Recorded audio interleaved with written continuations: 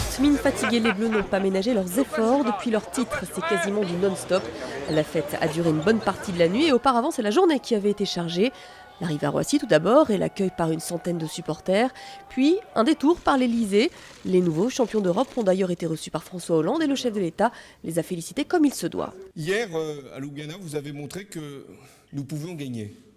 Pas simplement arriver en demi-finale. Ça, vous l'aviez déjà fait. Pas simplement arriver en finale. Ça aussi, vous l'aviez déjà réalisé. Non, mais gagner. C'est-à-dire devenir champion. Ça faisait 75 ans qu'une équipe de France masculine n'avait pas remporté un grand titre international. Et la question qui brûle les lèvres de tout le monde désormais, que va faire Tony Parker ? Véritable chef de file de cette équipe de France, le meneur ne compte pas raccrocher tout de suite. Je continuerai jusqu'au JO, c'est l'objectif ultime d'essayer d'avoir une médaille aux Jeux Olympiques. Après, je ne sais pas ce que je vais faire par rapport à l'année prochaine, mais c'est clair que l'Euro 2015 et les JO 2016, je serai là, c'est sûr. Retour déjà de la Ligue 1. Ce soir, on attaque la 7e journée. Marseille, 4e, reçoit le 3e Saint-Etienne.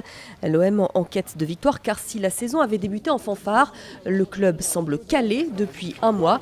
L'équipe phocéenne doit agir. Oui, mais comment ? Mentalement, l'équipe, elle lâche pas, qu'elle s'accroche, qu'elle continue. Même là, ça sera compliqué. C'est encore 72 heures après Bastia. Je sais que ça va être compliqué en termes énergétiques et que le mental devra nous aider. Après, il y a le réalisme pour prendre des points.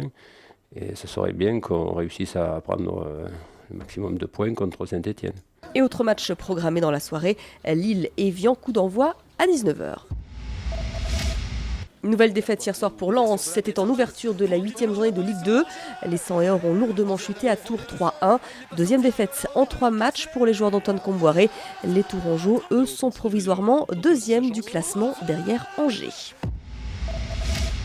Enfin, le suspense est à nouveau ménagé dans la Coupe de l'América. Seule une régate s'est déroulée hier, faute de vent. Régate remportée pour la 5e fois de suite par les Américains d'Oracle. Les Néo-Zélandais ne mènent plus que 8-6. L'épilogue sera peut-être pour ce soir.